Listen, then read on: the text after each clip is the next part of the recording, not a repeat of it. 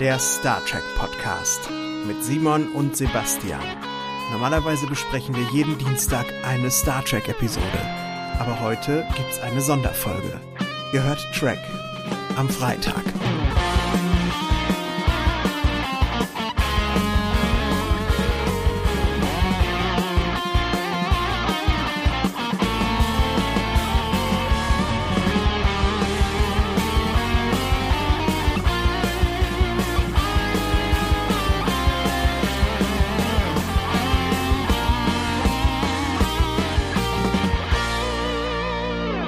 Hallo und herzlich willkommen, liebe Hörerinnen und Hörer, zur zweiten Sonderfolge von Trek am Dienstag, unserem Sonderformat Trek am Freitag.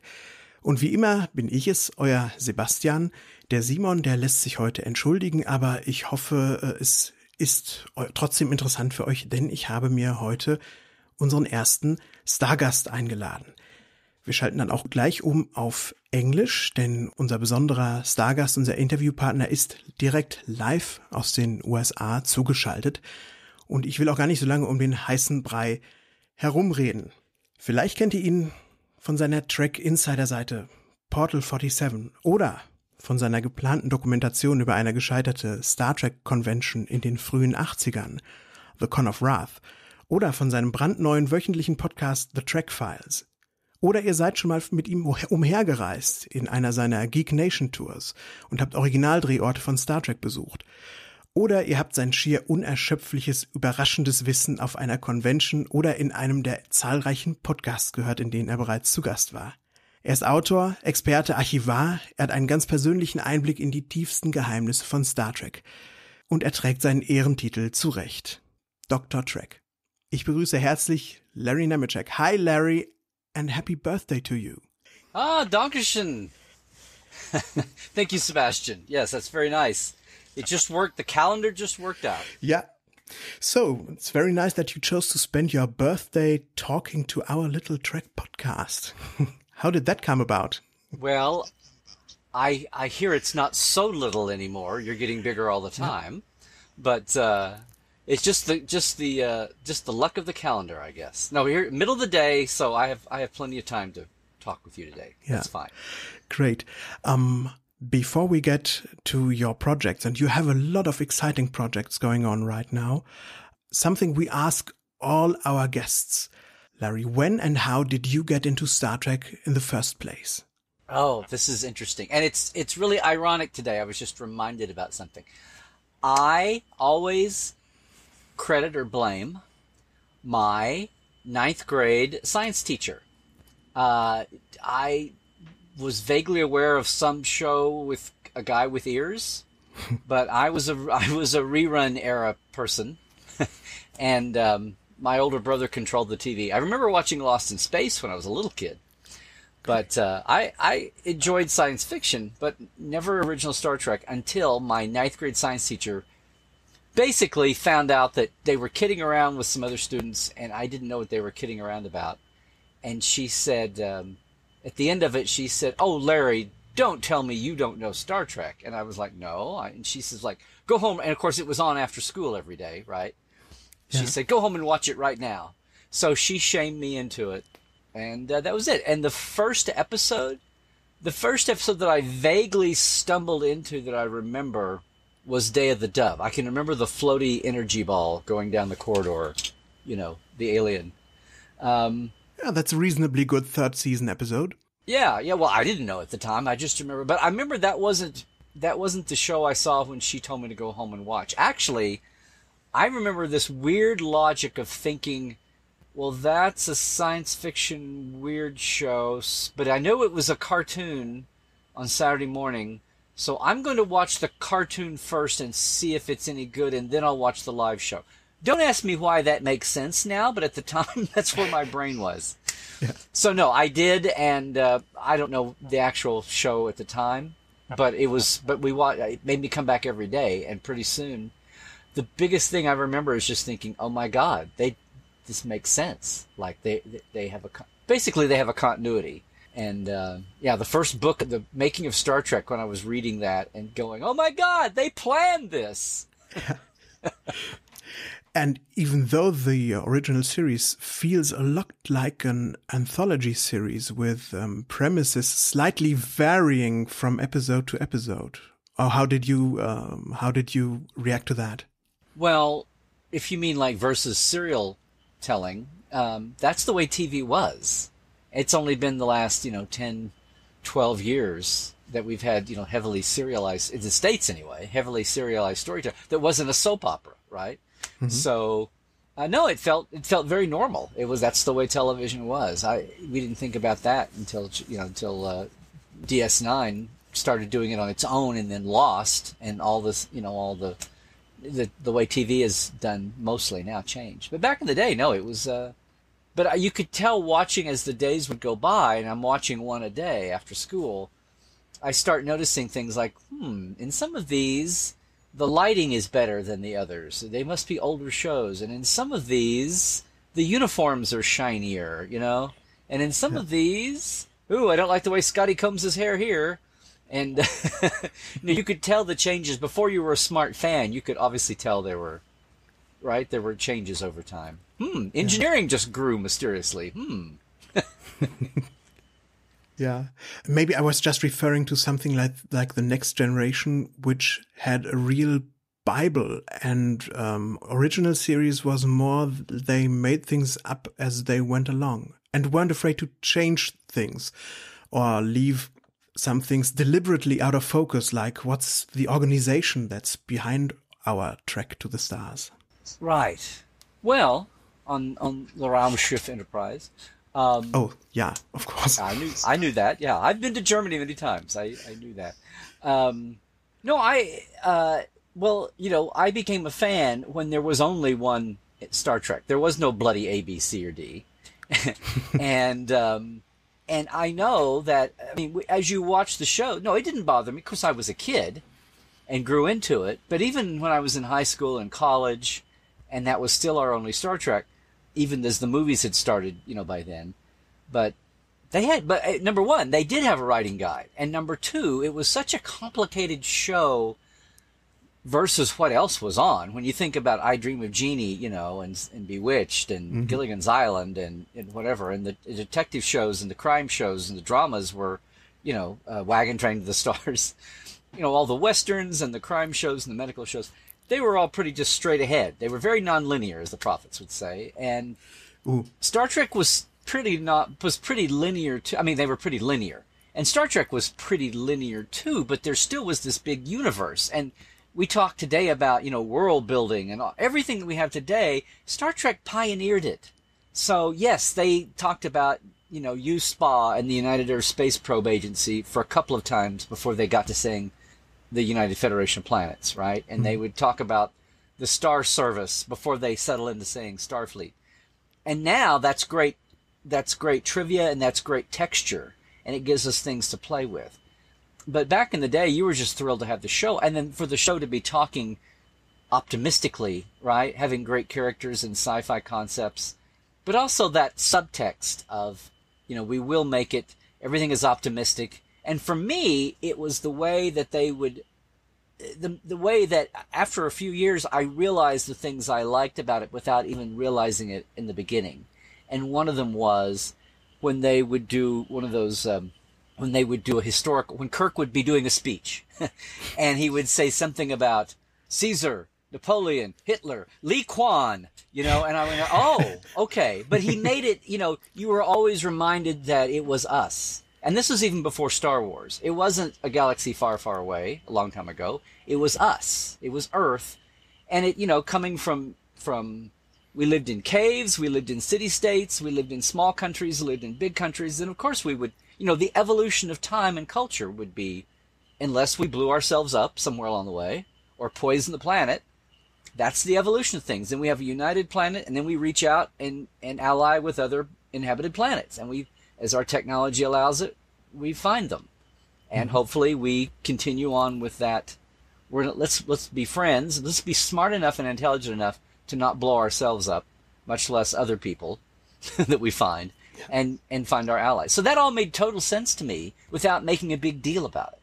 And I think that, I enjoyed that. And then, of course, just all the graphics and and the cool future tech and gadgets all made sense about it. And now we know, as soon as I started reading behind the scenes, then I could see they have a science advisor. They're doing, they would make mistakes, but sometimes it was growth evolution, right? They wouldn't decide they needed, but you can read their memos when they would figure out the names of the other starships, and when they would figure out what they were going to do for Vulcan names and have fun doing it. That's the other thing. You could tell they were having a lot of fun. So, no, those things didn't mess me up. I would notice them and go, and then just automatically think there must be a way to explain that away. Yeah. Which is what I still do, right? So that's basically what hooked you, the optimistic vision that Star Trek had for the future, that was offered in the 70s when maybe, or even 80s when things looked a bit bleak maybe. Well, right. And that's, I didn't watch it when it was first on, when it was on NBC as a first run show, but that's what hooked most people in the beginning. And then, of course, people loved Spock and the mystique of Vulcans. And people loved, they were sci-fi fans. They loved the technology and the engineering and we go look back now. And that's why I feel badly for fans now who maybe they're younger. But I think after a certain time, even if you watch the original series without the remastered effects, if that's what some people say, that just takes me out of it. I'm so used to modern effects. I'm so used to modern, CGI. I just can't stand to watch the original show, and the remastering on the Blu-rays helped that. But I hope everybody at some point gets to the point where they can appreciate how pioneering and how groundbreaking this show was, and what they were doing, and how they were pushing the envelope, right, to do as much as they could with what they had, and how after 10 or 20 years, the new fans didn't stop coming. You know what I mean? Yeah. People see through those limitations, and they see to the stories and the characters enough that the movies came, enough that they reinvented the show. They didn't reboot it, but they said, we will keep the original series and we'll just go 80 years in the future with Next Generation, which was no dead TV show had ever been brought back to a movie. Very few dead t-shirt that shows that were supposedly a failure, that people realized later we were just measuring things wrong and measuring the audience wrong. No show like that had come back for a Next Generation show that wasn't a complete gimmick, right? I mean, there's been nothing at all. I mean, Star Trek is, and then today we have, the superheroes and genre shows and the Big Bang Theory and Comic-Con World and I mean, there had always been science fiction and fandom. Well, at least there's been science fiction off and on. There's been organized fandom since the 30s with the first Worldcons. But there's never been, Star Trek invented media cons or Comic-Cons, basic Comic-Cons that we know of them today. That all started with Star Trek, and there was a reason. And anyway, I'm sorry, I'll get off my soapbox now. No. So would you say, if people like Bijo Trimble are first-generation fans, that you, who came into Star Trek during its syndication reruns, are something like a second-generation fan, maybe? Oh yes, definitely. I always say I'm a rerun baby, but I was a big NASA real space. That's the other thing too. When I say about the thing that optimism, but the continuity. It was I always felt like I could crawl right inside my TV and know it, even if it was something we hadn't seen on a show. It's like in your mind's eye, what it would look like, right? Yeah. And then when I started reading the behind the scenes books, and I hear Gene Roddenberry and Dorothy Fontana and Bob Justman and Matt Jeffries and on and on and on, Gene Kuhn, when I hear them quoted, it's like I just took it for granted with Star Trek. But they were banging their heads against the wall. They were, fighting NBC. They were fighting the budget people.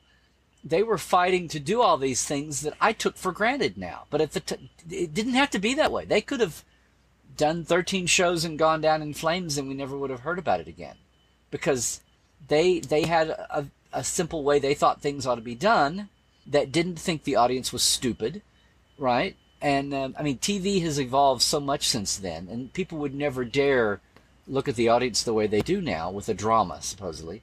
But back then, especially science fiction wasn't taken that seriously, especially on film, TV and movies. You had, for every Day the Earth Stood Still or War of the Worlds or Forbidden Planet, you had, the attack of the flying, super beetle or something. I mean, teenagers from outer space. Right. So, Mars needs women or something. So, yeah.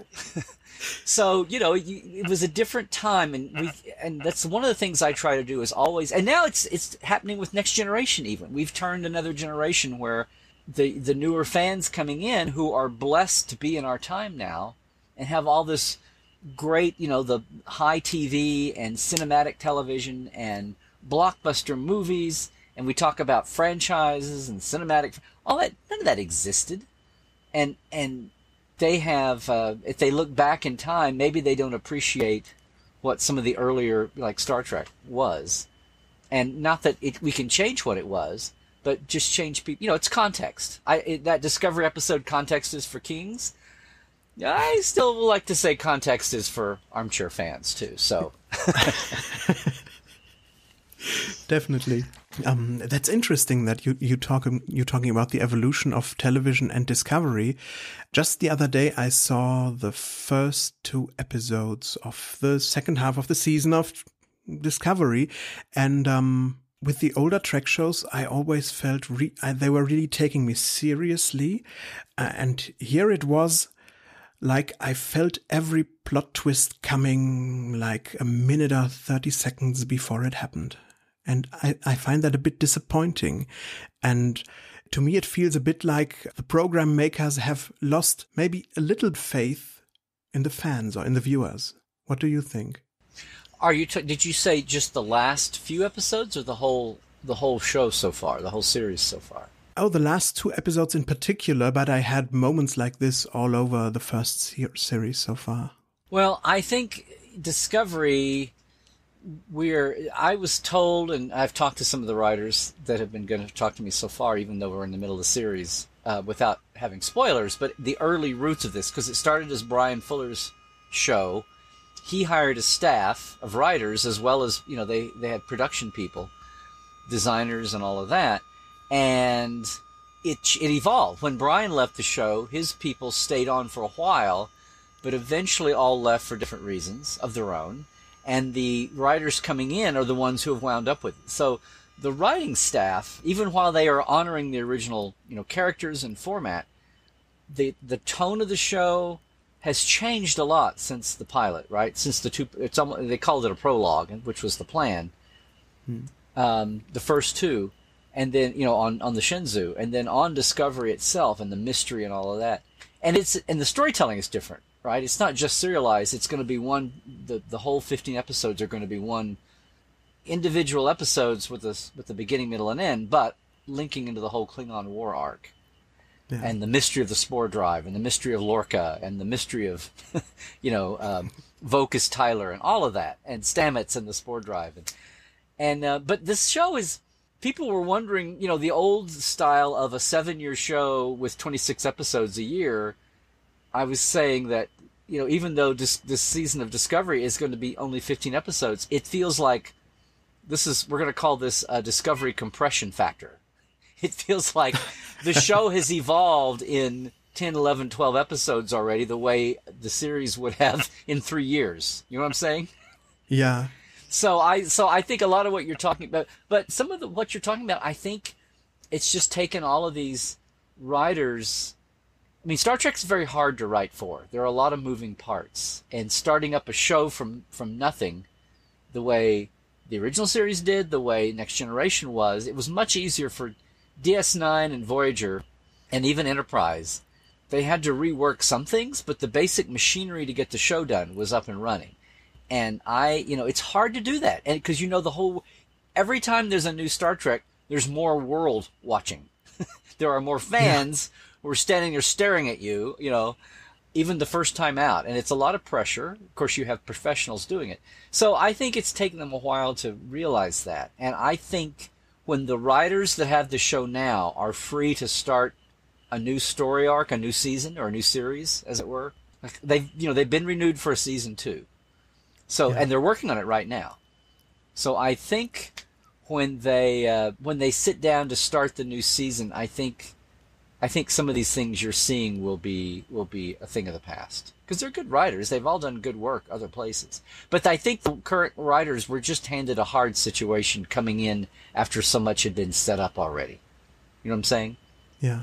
And really no other Star Trek series apart from the original series has not suffered from growing pains. Yes. In the beginning. So when people say, no Star Trek series except the original really gets good until the third season, I would say, okay, well, maybe that translate in Discovery years, like dog years, that was the third or fourth or fifth episode or something, See what I mean? Not saying this Discovery is a dog. No. What I'm saying is writing Star Trek can be a bitch. That's what I'm saying. Yeah. But it always comes out. It always comes out the other end. No, there's bits of the entire series that are just amazing. But it really was daunting to come in and know what you could change and what you had that you had to just deal with. And I'm not knocking anything. It's just hard for the original creative vision to go away and other people trying to emulate that and do their own thing at the same time. You know what I'm saying? Yeah. Yeah. Larry, somehow we skipped a few decades, and I would really like to go back to ask you, how did your passion for Star Trek become a profession? Well, I was one of those people that was cursed with having many interests. And all through high school and college, I didn't know exactly what I would wind up doing. I loved history.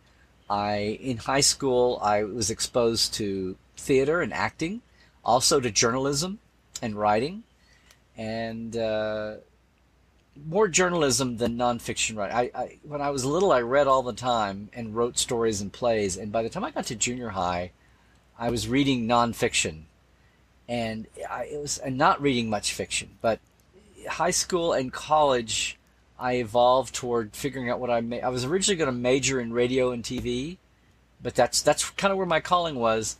And I went to a smaller school where we had print journalism, but not so much radio and TV. So I did all of that, and then to round myself out, I was a theater major, so I had acting and technical theater and all that. So, and that seemed to suit me. Maybe I would have been better off to going to a larger university.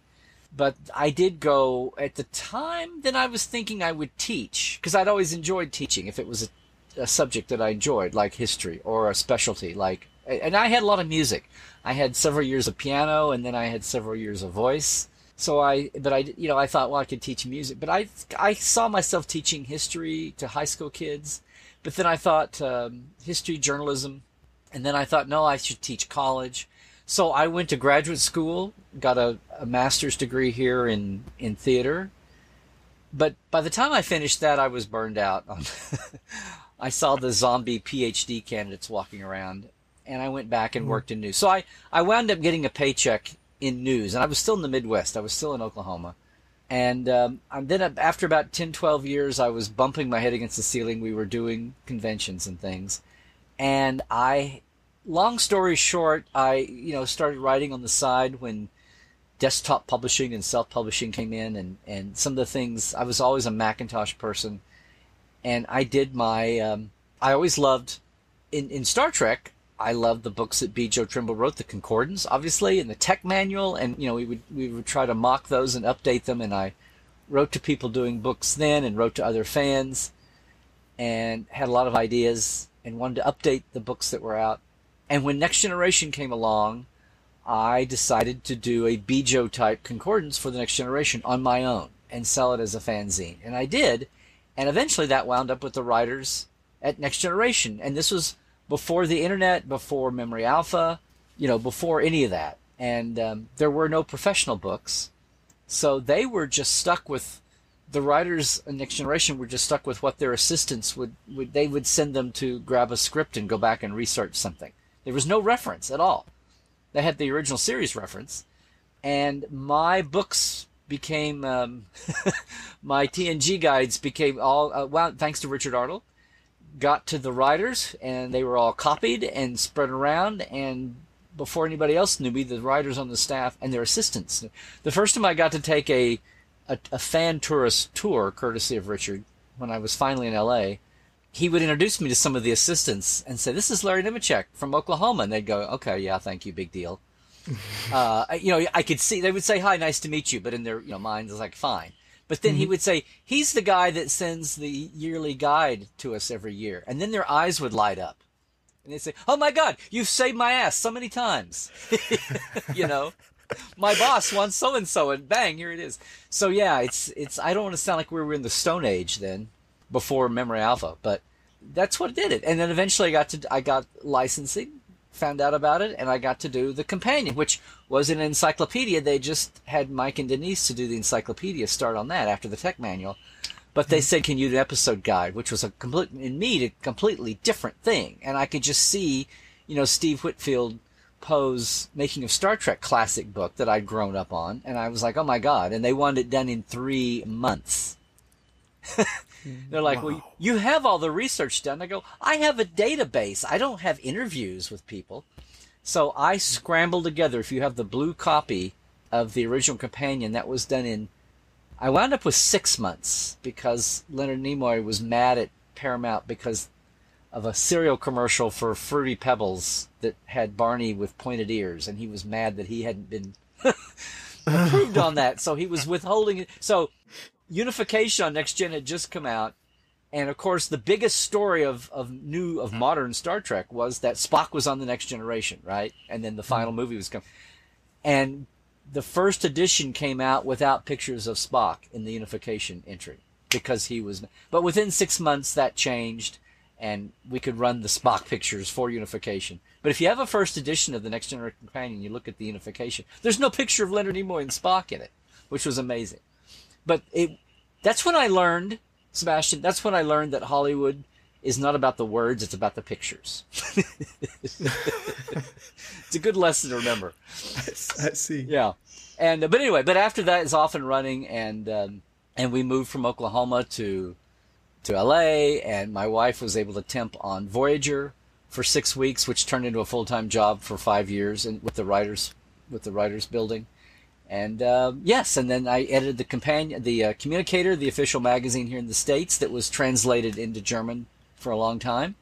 And the Fact Files came along, and the World Tour, and the Star Trek Experience in Vegas. I got to consult on all those things, and everything was crazy busy until everything ended in 2005, and I had to decide if I didn't plan to just be in Star Trek when we moved here.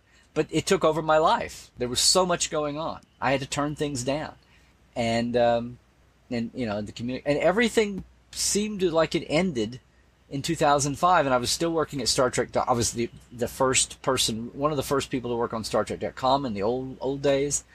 I was the first editor and the first chat guest as an author. I didn't interview myself, but it felt like it sometimes. But at least. But anyway, all those things happened, and then for 10, 15 years, everything was just boom, boom, boom, and then bang, everything ended, and no one knew what was up with Star Trek, and I wondered if I needed to go, sell cars or something, or sell shoes, and because the world had changed too by then. Everything was digital, and everything a lot of things I had been trained to know how to do had changed, and eventually I found a business coach who helped me get into the next era while we waited on Star. And the JJ movies were great, but they weren't. I predicted it. It took people to figure this out. I predicted they would not be fandom with a series, right? You had to wait 2 years for another 2 hours of Star Trek, and that's not what Star Trek was about. Whether you enjoyed the movies or didn't, even if you loved them, it was just 2 hours every 3 or 4 years. So I knew that was different. But anyway, I started my website and my Trekland blog, and LarryNemecek.com, and did my interviews that I had like 600 interviews, and we've been remastering those on the On Speaker CDs with notes. And then, eventually Star Trek Continues happened, and I got to play McCoy and be with that group. And that was huge. That McCoy is our favorite character on our podcast that we do each week when we talk about the original series. He's the favorite of yours, or he's the favorite of your fans? He is Simon and my favorite character on the original series. Can I tell you a story? So when I was first a fan, and I've told this story before, and I have a picture of my college dorm room, my little apartment in college, and there's a poster on the wall. When I was first becoming, Gaga fan and wanted to buy posters and wanted to buy the model kits and wanted to buy I wanted a poster. I wanted a T-shirt, right? What every fan does. Naturally. And you looked around, and I hate to say this sounds like the Stone Age again, but everything you could buy was Kirk or Spock or Kirk and Spock or the Enterprise or a cast picture, a group picture. It's like the idea that somebody, and I was always a big Scotty and McCoy fan because I thought they were awesome. And why didn't they get the attention that Kirk and Spock got? Well, we know why. But, and even between Spock and Scotty and McCoy, I thought, my God, McCoy's the great. Everybody else is so serious, and he's the one that gets to come up and poke everybody and go, come on, get off it. We're just people out here on a ship. Get over yourselves. Exactly. And I love that. And I realize now that the world always thought of McCoy as cranky. I never thought of McCoy as cranky. McCoy was the guy with the sense of humor. McCoy was the guy who could bring everybody down to earth. McCoy was the guy who ultimately saved the ship in several episodes, but I didn't even think about that. I just thought of him as a person. McCoy was always the character I wanted to have dinner with. Dee Kelly was the actor I always thought was the one I would love to have dinner with sometime. And, once or twice before he passed, I actually, got to do that. But wow. And one of my favorite pictures is the picture of me and him at the 30th anniversary convention right after I interviewed him. It's on my site in a lot of places. But, he was always my favorite character. When I was a young fan, I would try to, do my hair like in the McCoy swoosh.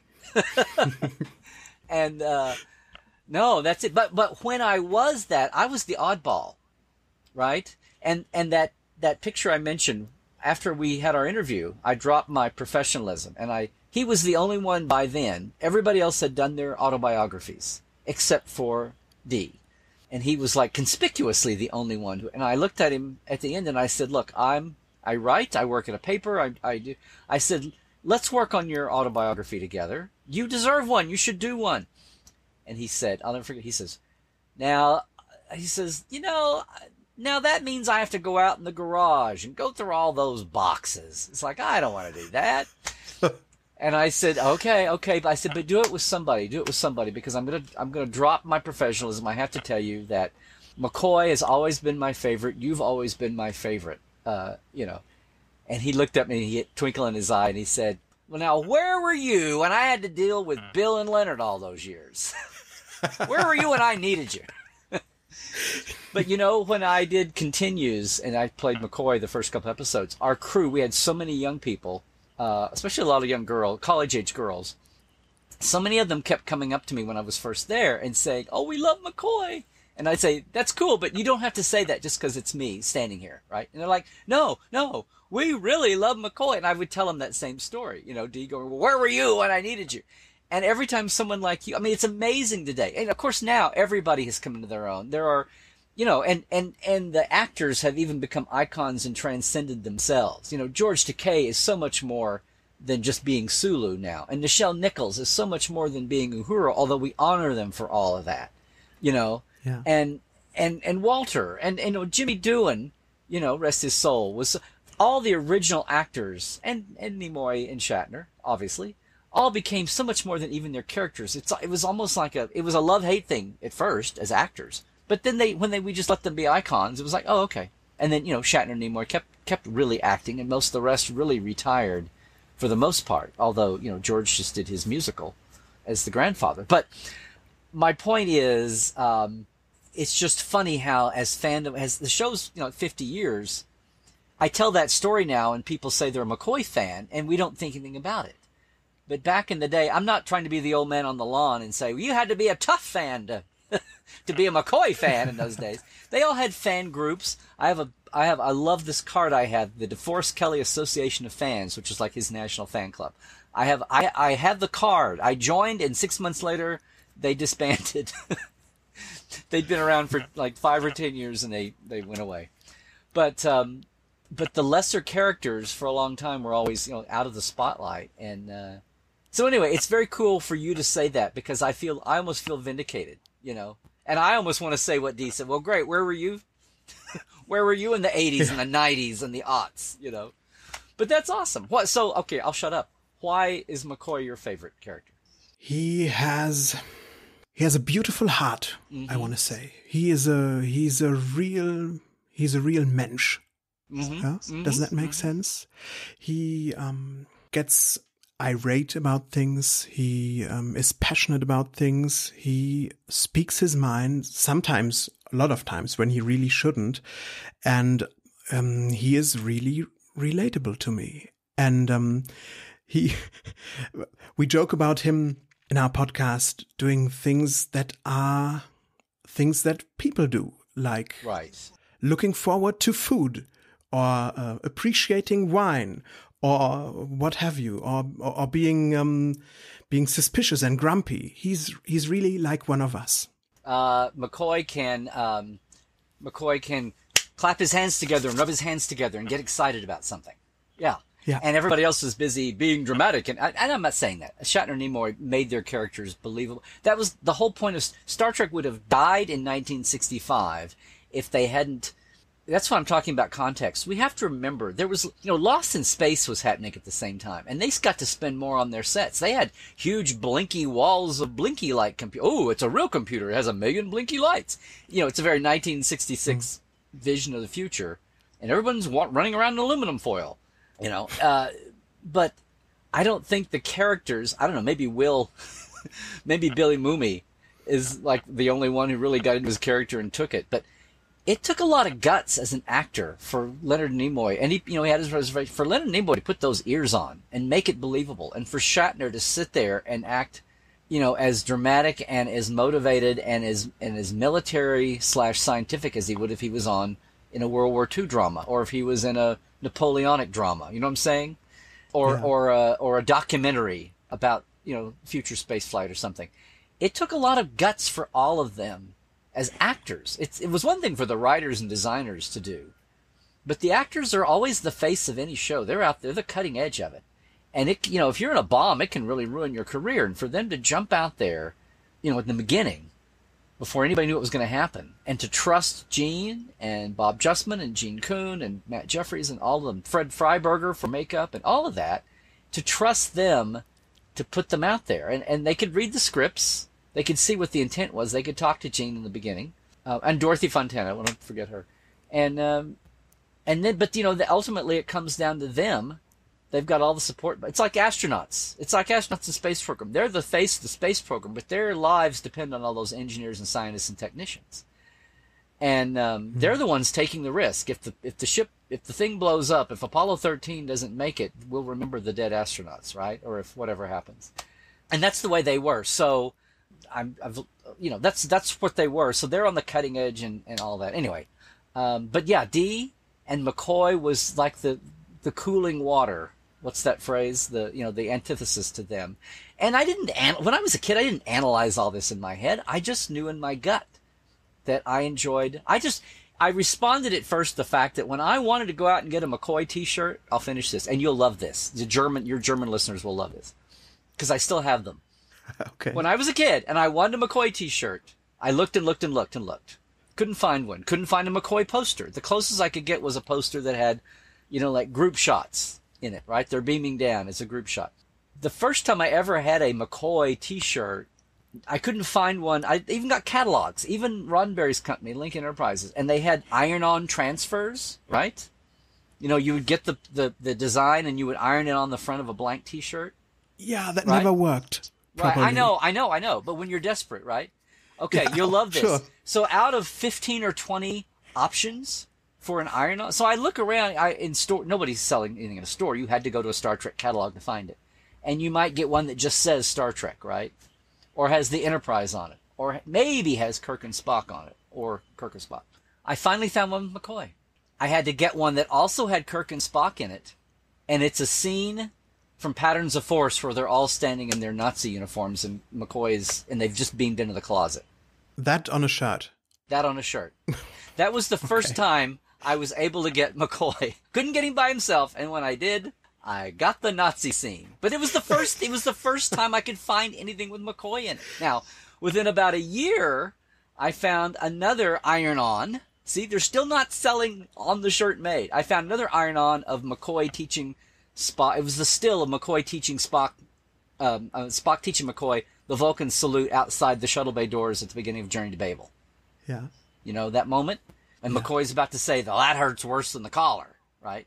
Yeah, him getting on his gala uniform for the first time. Right. Well, they're standing at the door, and Spock is doing Live Long and Prosper, the Vulcan salute, and McCoy is trying to do it with his hand, right, outside the door. That's the next T-shirt I had. So I felt much better. Much better. Right. So I knew your listeners would love that. But my point is, when you say I'm a McCoy fan, when you were a McCoy fan back then, that's what you had to put up with. See, now it's changed, of course, as we all know. But and there's many more shows, and now now they're smart enough to have a T-shirt for every character ready 6 months before a new show starts. Right? Yeah. But we had to teach the world what was up about Star Trek. The fans had to do that. And we had to lead, even the people that wanted to make money on Star Trek, we had to show them the way to do it, you know. But that's awesome. That's awesome. But I think we're fans of McCoy for this. Oh, here's my question back at you. What's your favorite McCoy scene from the original series, or two? Because I have my favorite two scenes. Yeah. My favorite McCoy scene on the original series. That's a tough one. Maybe you start with one of yours first, and I'll think for a minute. I'm turning it back on you there. Do you notice how I just took over the show, Sebastian? So here's my two favorite McCoy scenes. My favorite McCoy scene is... My two favorite episodes are The Doomsday Machine and Journey to Babel. Great choices. But my favorite McCoy... Yeah, and for different reasons. I have, all the favorites are there. But my favorite McCoy scene mostly is Spock and McCoy facing off against Decker in the chair when Decker's taking command of the Enterprise. Yeah. And it's basically McCoy's Spock, do something, scene. And I have to remember that you all grew up with, I don't know what a German voice actor trying to do an American Southern accent for German. Did he try to make it sound Bavarian or something? No. The only regional accent we got was Chekhov. Oh, okay. Well, that would make sense. Accent. Right. Yeah. So not until you heard, was it a revelation to hear when you either had the access or when you knew enough English to hear the original voices doing Star Trek? Do you remember, was that a moment for you? It was. And mainly because the original series has a very special dub job in Germany. I don't know if anybody's ever told you, but at the time, it was en vogue to do really funny dubbing and put stuff into the actors' mouths that wasn't really there and have them come up with a quip when they weren't in frame and nobody really said anything in the original. And, let's say many people appreciate the German version of the original series. I think it's a bit too cute and too... Wow. Too weird. Yeah. They really changed it. All the times I've been to Germany, and had contact with a lot of German fandom and professionals in Germany, no one's ever told me this. That's amazing. I'd love to see one of those versions, translated so I can understand when they're throwing things on the side. Well, I would think it sounds to me like whoever was doing it in the 70s, say, thought that the show wouldn't stand on its own, so they had to sprinkle that in so somebody would care to watch it. I'm amazed it picked up any fans at all, or I'm amazed that when the real versions came out, a lot of that fandom stayed with it. Yeah, they really love those versions. You remember the scene from it is Journey to Babel at the very end when McCoy says, "It's the first time I have the last word." What do you know? I finally got the last word. Yes. What do you know? I finally got the last word. And in the German version, you hear Kirk off screen, second to last. No. Yes. No. Yes. That's horrible. It is horrible. And this is where McCoy pulls out his sickbay phaser and shoots him dead. No. Yeah. Wow. So okay. Well, you just blew me away now because it's like, what is the general? And I know not to ever paint any group with one big broad brush, right? But was the general tone of German fandom when they found the real versions? Was there like this whole dissension about, what happened to Kirk saying next to last at the end of Journey? I mean, was this disappointment wave, or did people go, "Oh my God, we've been screwed over all these years. Thank God we finally have the real thing"? I mean, what was or was it some of both, or nobody really cared? Well, it was like, wow, this is the original. They're all so serious. I can't watch this. And I really appreciate it because the fun is there. It's just much more subtle and it's more fitting, you know? More realistic? Much more realistic. Well, it's not played for laughs. It's not a ha-ha goofball show. See, somebody that was doing that that was their attitude about science fiction, was that no one's really going to watch this. Most people aren't going to watch this unless we goose it a little. Yeah. It was disrespecting the audience, see? It was, and the first 39 episodes of Star Trek that were aired weren't the first 39 episodes. They took 39 hand-picked episodes from all three series that they thought were appropriate for kids, for children, and they put them on Saturday afternoon amidst cartoon shows. And they even went so far as to cut down or recut shows that were really tricky. There is no mention of any mating or sex at all in the first German version of Amok Time, and it's only 35 minutes long. If you cut out all the mentions of sex and mating from Amok Time. Yeah. It's Spock has a bad dream that he kills his captain, and in the end he wakes up, oh, I didn't kill my captain. It was all a dream. It's a Dallas shower moment. And right it's there. a Dallas shower moment. Or Dorothy going to Oz. Yeah, that's what happened with the first version of Amok Time. They redubbed it properly years later. And the same thing happened with Metamorphosis. That one was too romantic as well. Right. Well, in other forms. And I'm thinking Spock talking to Droxine in The Cloudminders. Oh, I believe that was one that they kept back. That wasn't among the first 39. Well, class warfare is a hard thing. Yeah, the remaining 39 episodes, they aired in the late 80s. Well, that's two things really quick. That festival I told you, my first trip to Germany and to a German fan convention, that was a weekend in the middle of a month-long film festival for the 100 years of film. 100 Jahren of Kino. I remember that. I still have the catalog from it. That was the debut. It was the first time that Patterns of Force was allowed to be made and shown in Germany. And they premiered it outdoor. It was a big thing. It was like, oh, look, we're finally showing this. And it was like a live screening of it. And that was like one of the hallmarks of that weekend. That was 95 or 96. But I knew about German because by the 80s, I guess, I was old enough and, pre-internet things had crossed borders enough that at a point, I would see people talking in fanzines. I'd read about FedCon. But by that time, I knew that outside the U.S. and Canada, the biggest foreign Trek markets were the UK, Germany, and Australia. And eventually would read and fill in my own, just familiarity in reading was because those are the places where, like, Star Trek was shown in other countries, but it was random, it wasn't continuous, and that it was treated as a kid's show, and that the reason that it took off in the UK, Germany, and Australia, even with having to dub it in Germany, was that the original distributors treated it as an adult show. So what you're saying to me has just blown me away. Yeah. And the fact that how it ever developed an audience at all is amazing now to me. Because it was already big by then.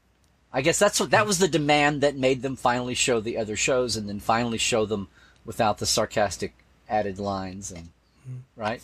Yeah. The first 4 movies didn't really do well here in Germany.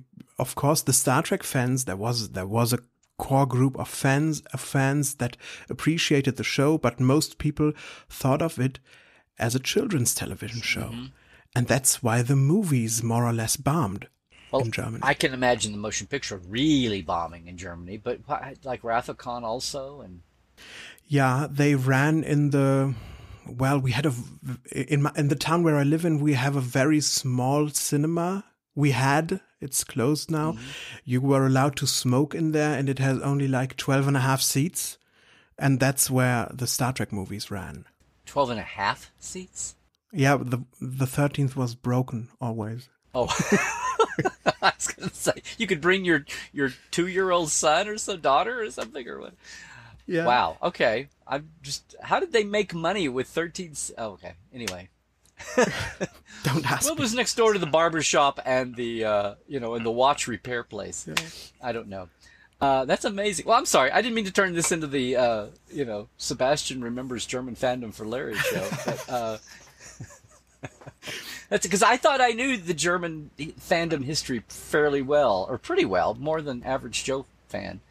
But that's amazing. I'm amazed Star Trek ever took off at all in Germany now. 1994 was the magic year.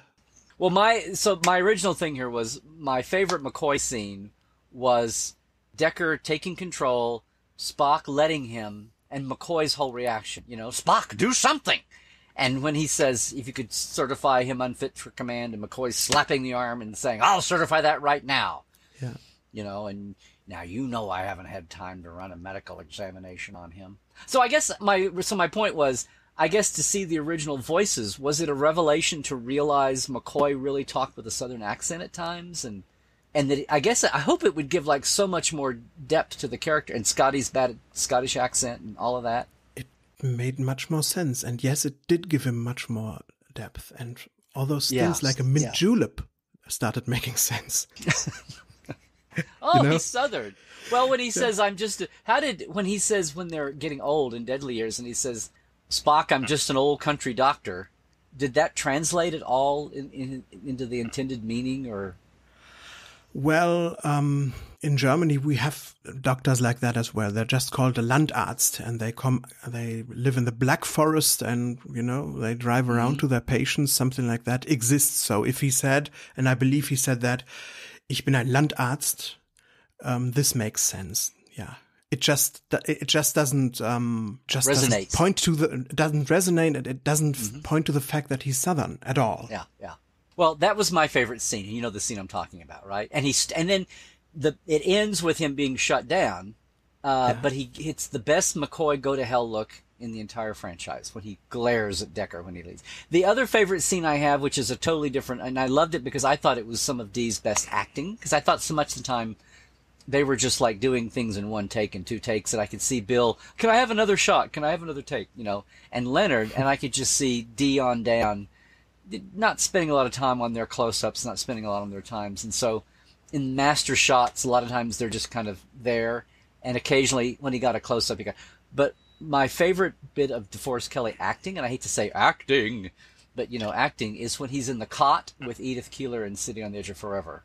And he's waking up from his overdose, right? And he's waking up from his hangover. She thinks it's a hangover, but he was drugged. And when he says, my dear, he says, I am Leonard McCoy, Chief Medical Officer of, and he's half out of he's recovering. And she says, well, I hate to doubt you, but that's hardly a medical uniform. Hopefully, that's hardly a naval uniform. And he says, that's all right, my dear, that's all right, because I don't believe in you either. And then he closes up. I love that scene. It's not one that people often talk about.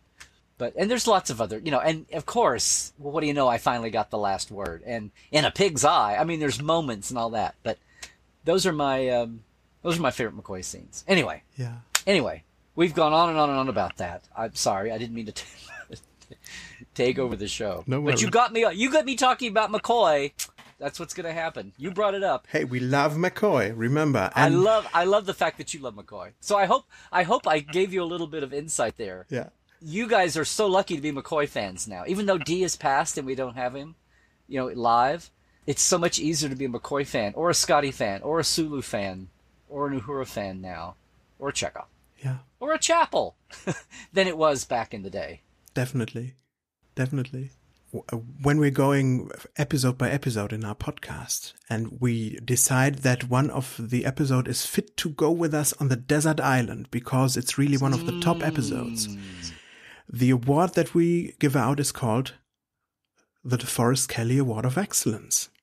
Oh, very nice. He's worth it. He is very much worth it. He is.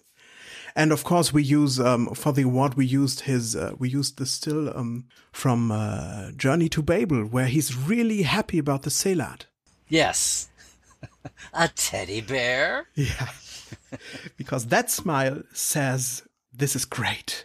I love this." Well, you're saying that smile says McCoy? It does. It does. See, so all the people, and when I was exhausted when I got to play McCoy and Continues. It was like 3 weeks notice, and I was working on stellar we had just started working on stellar cartography, And we were shooting that during the day and in, quasi-rural Georgia. And at night I was working on solar cartography right out of the gate so it wouldn't get behind. And I was so worried about being my party version of McCoy that I pulled it way back.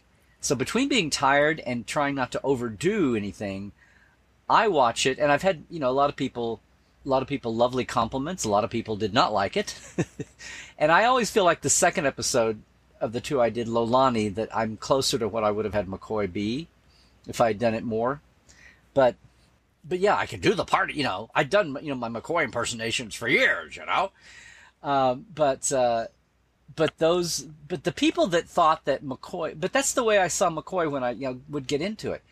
And that was when I really started hearing people and noticing all the people that talked about McCoy as just a cranky, a crazy guy, a cranky guy, a guy who would spout off. And that was never, I'm also a huge, I don't know if your German listeners are very familiar, but if you want to see what I think is the essence of the best of America and the best of humanity, besides all of our Star Trek heroes, I would urge them to go look up Will Rogers, who started off as like a cowboy trick roper and wound up being probably the first American ambassador of goodwill. He wound up being a huge movie star, but he came up to the ranks of entertaining as the media age was invented in the 1910s and 20s and 30s. He was there for radio, for books, magazines. If there had been television, he would have been a television star. And his movies, lastly. But his columns and writing and his warm heart. And he's an Oklahoman, like I am. He's an old Okie who came to L.A. when the movies got big. He was in New York with the Ziegfeld Follies on stage and did live, trick roping was what got him into show business first. But, and I was always a huge fan, partly because he was a fellow Oklahoman and because I loved his heart and what he had to say. And it wasn't until just 10, 15 years ago, and my friend Terry Ryu wrote DeForest Kelley's biography after he died. Somebody actually did finally do his biography with Carolyn Kelly's help. And she brought up the fact that how I was such a big fan of both Will Rogers and Dee and McCoy, and how they really kind of came from the same place. They were both very down-to-earth people who made it big in a big starry world and had that and brought that heart to all of those around them and shared that. And it just hit me like a thunderclap. It was like, oh my God, yes, I can totally see that. Now, no one ever accused Will Rogers of being a grumpus all the time, but the non-grumpy parts of McCoy are a lot like that, and just me hearing him talk about him, I think you could understand that. So anyway, just as a throw out there, if you watch his movies, it was the early days of sound. There are a lot of silent movies. The early days of sound movies, again, you kind of have to have an appreciation for it and not just judge them for being early. But John Ford wound up directing, Will in 2 or 3 movies. They're early 30s movies, like early Marlene Dietrich movies. But, that era when they were figuring out sound. But anyway, that's an insight I had. And so it about McCoy being, he's just the grumpy guy. I had to learn that that's how other people saw him. That's never the way I saw him. He could be grumpy when he needed to be. Sure. But I always saw him as the Southern gentleman that smiled. And basically, when everybody needed to get over themselves, I just saw him as the one that would go up and pop the balloons, right? Yeah. The 99 Luftballons, when they needed to be popped, he would be the one that popped them. Yeah, definitely. That was him. He grounded the whole crew.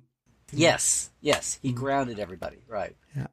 Oh, Larry, we've been talking about the original series and especially McCoy a lot. But do you mind if I shoot out one more question about the original series that always bothered us?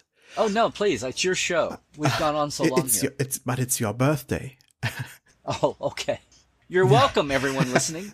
Okay. So Chekhov. There's 50% of all official sources that say an article in Pravda was responsible for him being on the show. And there's the other 50% that tell us that the monkeys were really hot at the time. So that's why they brought him on the show. And I think, to me, it always felt like they always tried to have a regular navigator, but the other guys didn't work out, but this guy stuck. But what's the real story behind the casting of Walter Koenig? Well, Walter Koenig was a very hot He did a lot of guest work. You can go back and find him. He had that, Slavic, Russian, European, maybe even Germanic look. And in Hollywood, that was a great look. And he was a very hardworking actor. He looked younger than he really was. Yeah. So Chekhov was supposed to be right out of the academy. So we just tyrannize that and say, okay, he was 22, 23. Mm-hmm. And Walter was, a few years older than that, but he could play 22. So that helped him to have more acting experience, right? Whereas just like when you have kid actors, you try to find young child actors. And, so that helped him do that, but he had that part. It obviously was a case where they did the monkeys were big. They decided leaving the first season, how can we add to the ratings? And it was very obvious in 1967 that, good or bad, the youth movement, I think hippie wasn't even a big word yet, but everything was youth oriented. The Beatles, the British Revolution, everything was going young, 60s pop art, all that was obviously what was going on. Yeah. Even before the Vietnam demonstrations and campus uproar and all that, it was still just the youth world. Everything was going young, and so they wanted to have a young character in. The monkeys were on NBC. I mean, all those things you mentioned were in play. Now, I think they did get letters. I mean, Gene talked about an editorial improv. I do know that people have been searching for this editorial improv for ages in the archives. No one can find this editorial. Well, but people did say letters. I think Gene may have confused it with just some letters he got from maybe Russians of goodwill, maybe others just, noticing. If Star Trek is supposed to be so unified Earth in the future beyond our current problems, why is there not a Russian? You can't say Mm-hmm. So I think the Russian angle I think he just married them. I think he had the idea of having a younger character. We should have had a Russian in the crew, and bang. And the fact that then Walter was there playing Russians all the time as guest stars on different TV shows. He was known in the casting pool. It was a very easy choice, I think. And yes, they wanted a regular person in the navigator's chair. It's a lot like after Wesley Crusher left Next Gen. And they had, there were con people over and over and over again until they kind of went with the Ensign Rowe experiment. But it's all the above, with the caveat that no one can find that Pravda editorial. Okay. But just that apparently they'd had feedback from somebody, whether it was private citizens or actual Russians or somebody in the government or whatever, that hey, what about a Russian? Just to show how truly international you are. But all of the above. And the fact that Walter Koenig was sitting there perfectly filled the bill, being young and Russian looking, and could bring so much to. Now, Walter ultimately was disappointed that he thought there was going to be a lot more, and the famous wig episodes where he's wearing the wig until his hair grows out. Ooh, yeah, the first 4 or 5 ones. Yeah. Mm.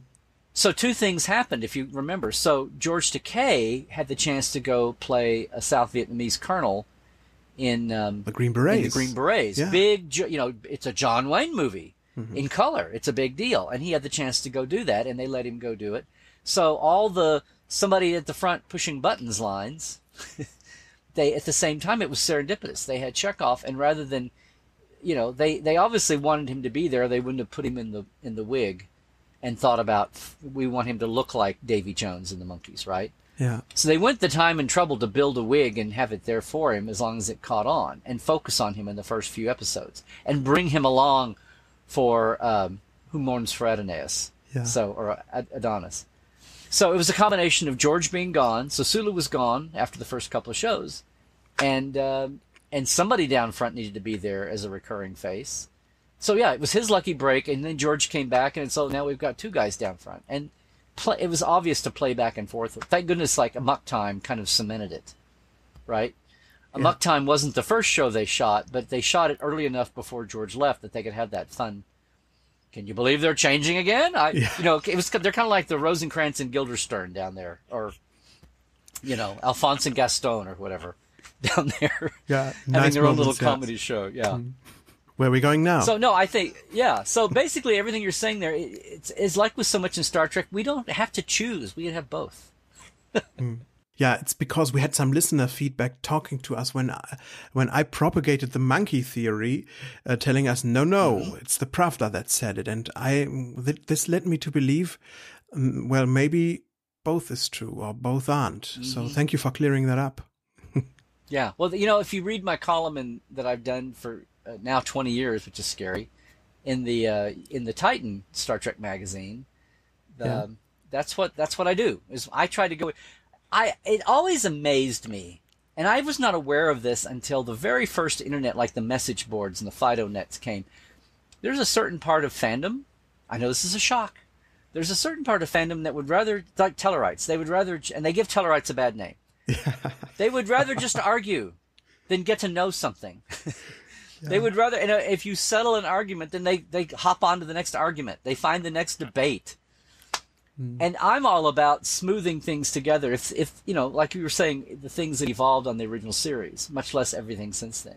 If there's a discrepancy, if we have a couple of things, two canon on film things contradict, then let's figure out the way to smooth them. Let's smooth it over. Let's gap fill, and let's, now we call that retconning. Yeah. Let's Enterprise season 4 it. Yeah, very good. Yes, yes.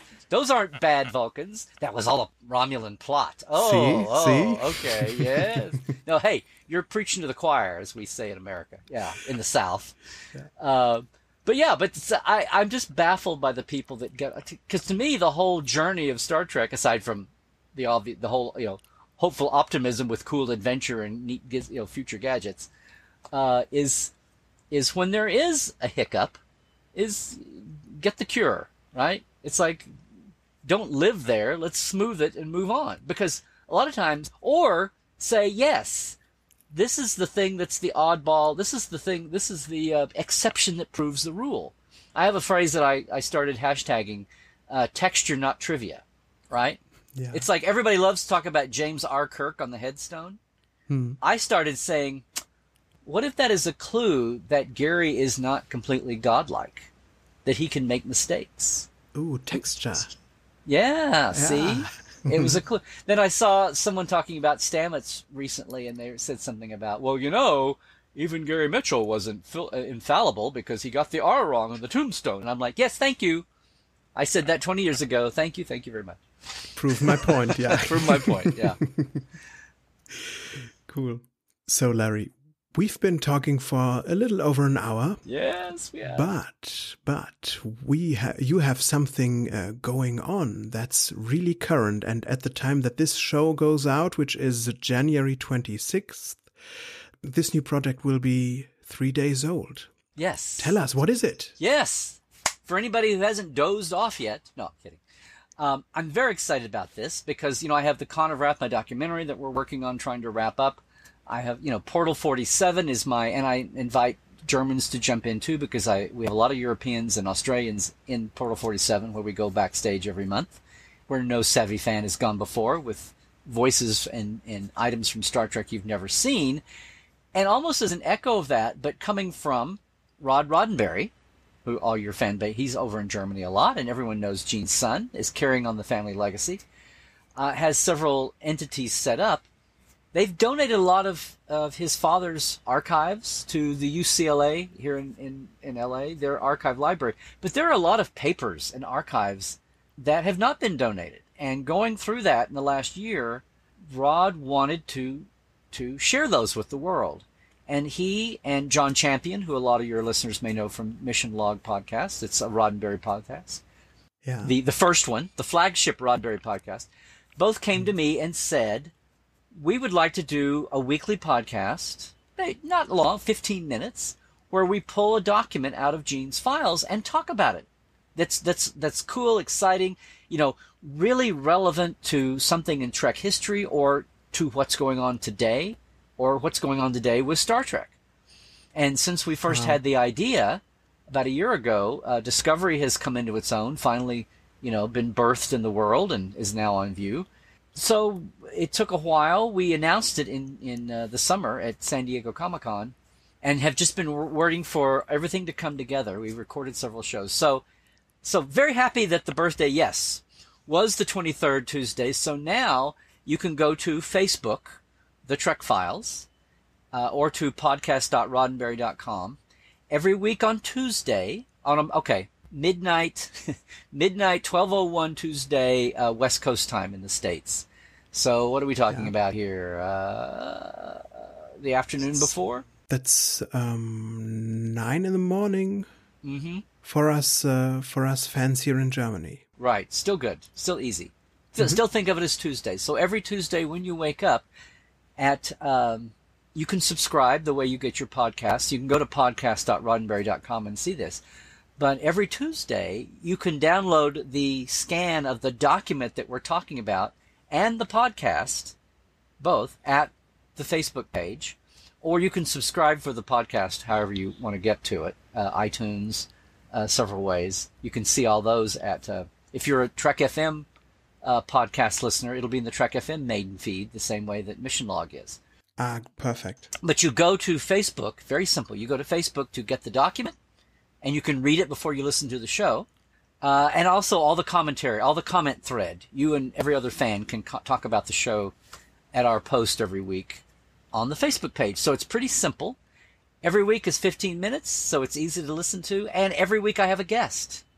And I'm very thrilled to say that since they're so short, the first round of shows, I have 4 or 5 episodes with John Champion as a guest, Dave Rossi, who I hope your listeners are familiar with.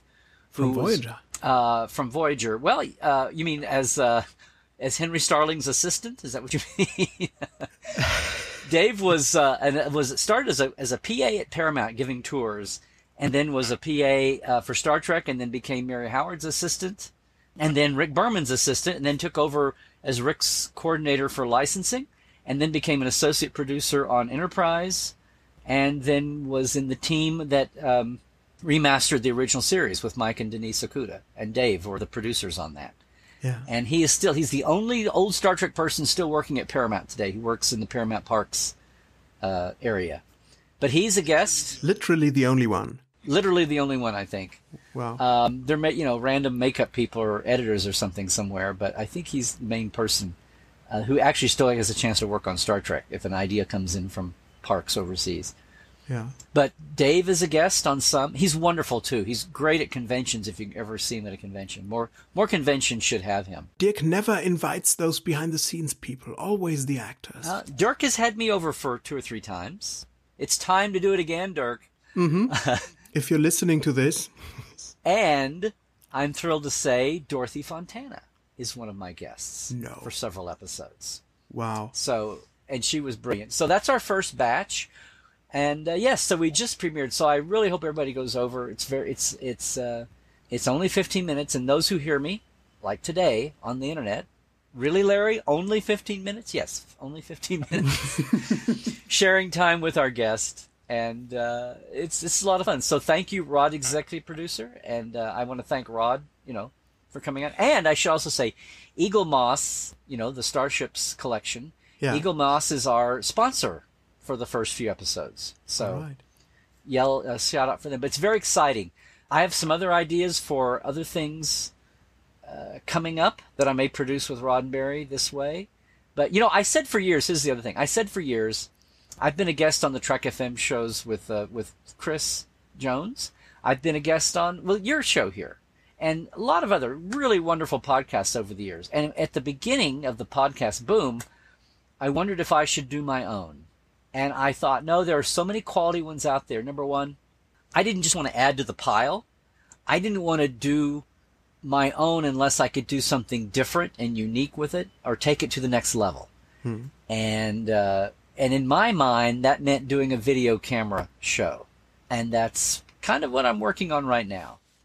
But when Rod and John asked me to do this, aside from the fact that they were asking me and looking at some of these papers from Gene's, drawers and files, it was amazing.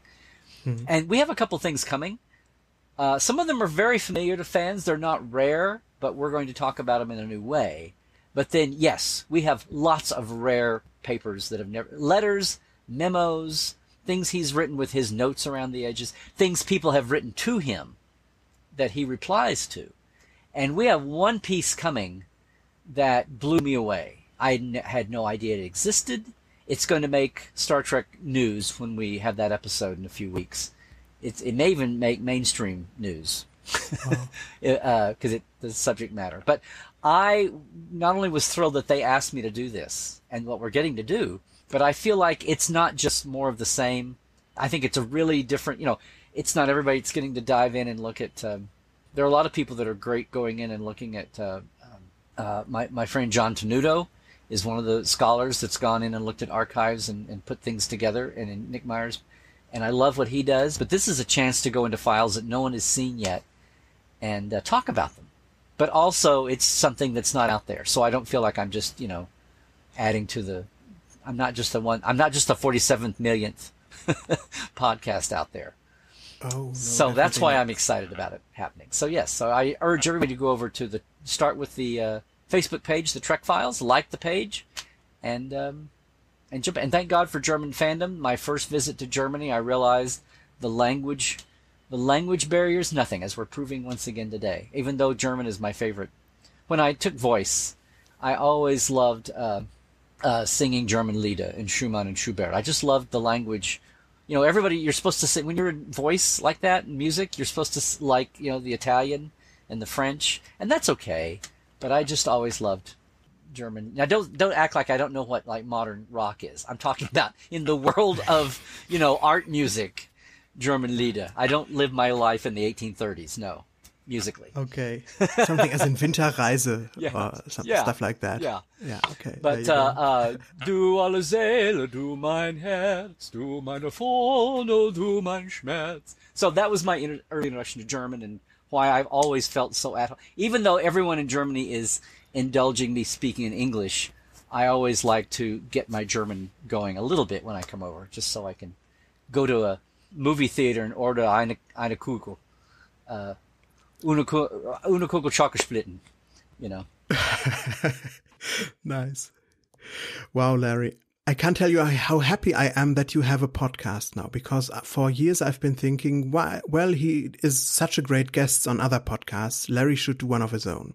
So when I heard that you're doing one, I was really like, yes. And now that I've heard what it is, I'm blown away. I really can't wait for it. And I urge all our listeners to go over to Trek Files, to the Facebook page, and subscribe the hell out of that podcast. Yeah. Well, thank you. Thank you for those kind words, Sebastian. Yeah. The great thing is it hits the airwaves just 2.5 hours after our weekly Tuesday podcast does. So you have just enough time to listen to that and then go straight into Larry's podcast, The Trek Files. Well, Dankeschön again. There are a lot of good podcasts. There are a lot of great hosts. There are a lot of funny podcasts. There are a lot of people getting into, the longer we're at this, I was laughing about, you couldn't even be a McCoy Kelly, a D. Kelly McCoy fan. There was nothing there, but Star Trek 50 years, we have the technology. We have the numbers worldwide to, I think we can demand a McCoy t-shirt by himself now, but also there are not just podcasts talking about things for this. That's what I meant. They're not just for the millionth time. Although we have podcasts now for first-time viewers of Trek. Every country has their own native voices. All of that is awesome. And I just wanted to be able to bring something new and unique. I still am working on an idea. And I hope everything that I do, I call everything I do Trekland. And Portal 47 and my blog and the video interviews that I do with people that are on my YouTube channel, which I hope everyone will go subscribe to. Everything. And my Twitter is at Larry Nemecek, which I get into a lot of politics too, American politics. But, and my Sooners and Will Rogers, my Sooners American college football team. But, sports ball. Yeah, sports ball. Yeah. Real football, which is fake football, right? Mm-hmm.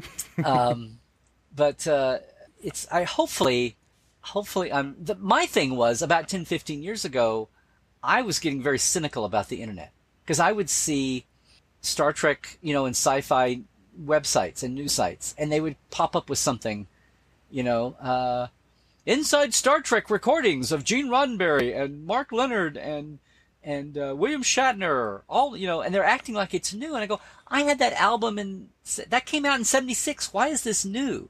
And I was really disgusted, cynical, down on people who were recycling news headlines. And then I was like a dummy. I finally thought, no, Larry.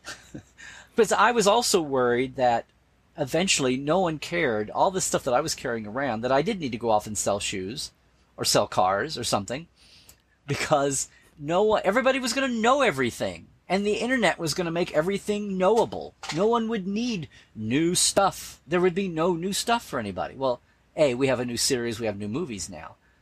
But the bigger secret that it had to dawn on me was the upside of Star Trek being eternal and bringing in new fans every year was that our newer fans don't know all of this. Even though, it may be out there on the internet somewhere, but A, a lot of it isn't.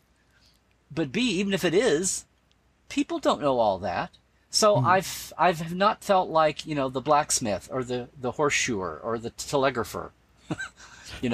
It's not like a dying industry that I had to go get retrained in.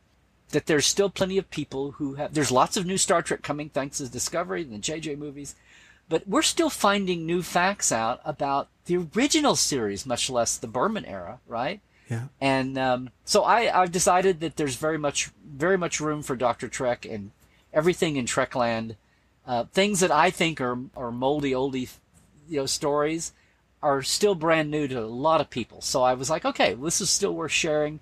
People appreciate it, and just hearing you talk today, reaffirms that too. So that's what drives me now and motivates me.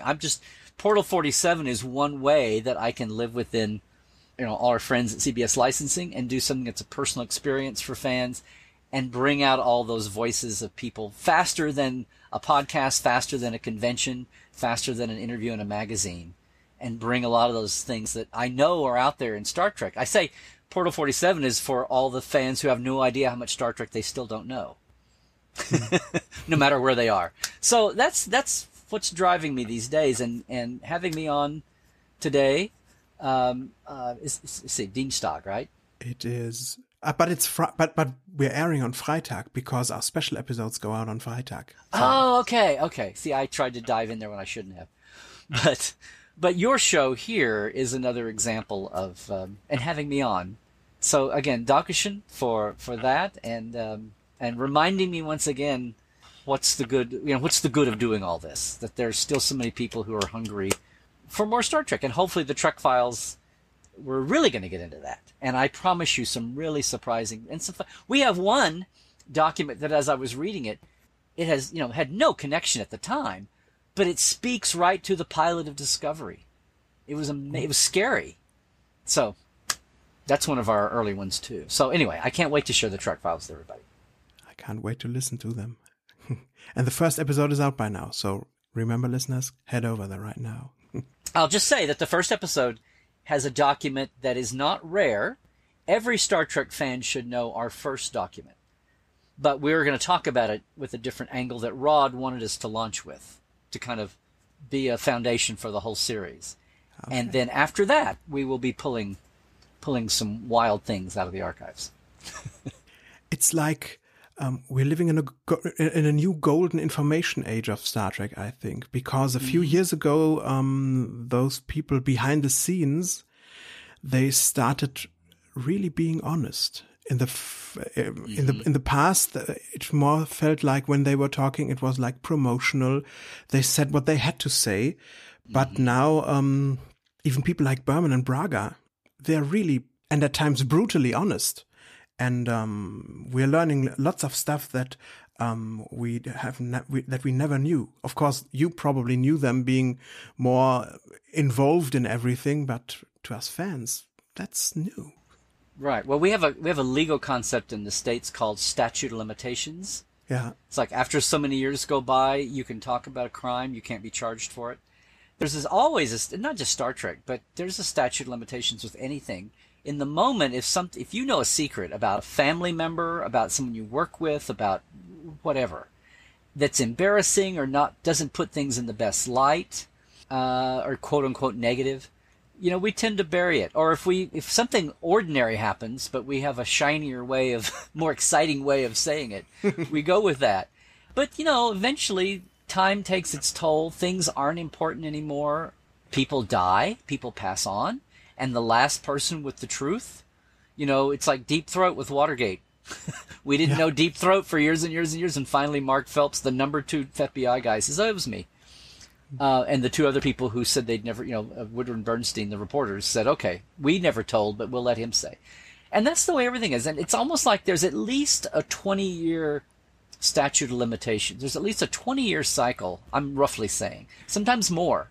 Every once in a while, some of the behind, and we've had people from the original series on Portal 47, and I did a public show in LA with Andrea Kindred, who was Gene Coon's assistant, and is an amazing woman now. She gives TED Talks in Australia. But there are some things that people, there are things that people take to their grave still. Every once in a while, I have a Portal 47 guest who I did just Daryl Baskin, who was one of the most fun of the editors on the Berman era. He was there all 18 years. But he, a couple of things I asked him, and he was so forthcoming, but he's like, well, I'll let you say that. It was like, come on, like, you're not going to get, no one's going to, Rick isn't going to come in and fire you, How could he? It's been 20 years, 30 years. But there's a lot of protectiveness that people, like in government or in the media, in entertainment, still take to their grave, especially when it's about people's reputations. Yeah. And there's that perception. So much of that's gone away with the internet, and everything being so, revved up faster. But eventually, we hope all those things for posterity eventually. If nothing else, people used to leave their diary, and, the Kennedy papers are only now being released, and the Nixon tapes had to take a while to get out here in the States. So, but yeah, it is exciting. But the downside of that is so many of the original voices are gone. So when we can find an original series person, especially, and get them on, get them talking, it's just, no matter what that's what Portal 47 is. I don't care if you're the second assistant, janitor.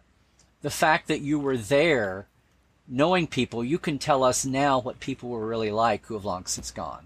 Yeah. Maybe you weren't the writer or the makeup designer who did the top choice, but just to talk about the attitude, the atmosphere, the way things were done, and some of these other people who are just some of the people who weren't famous, but we still have their names, and just to make that come alive for our people today.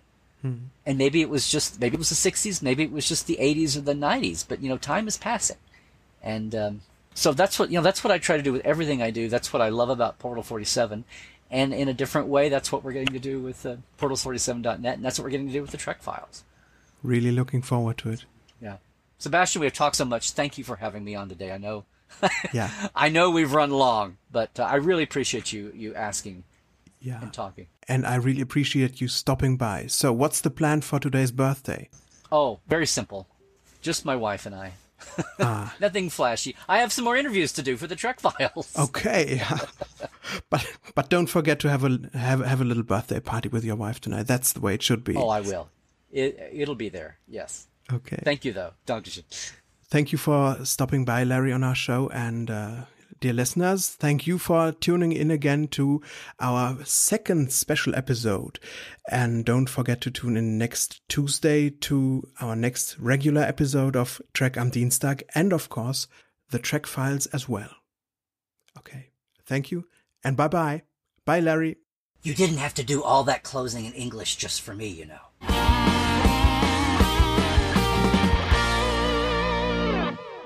Eine Trek am Dienstag 2018 Produktion.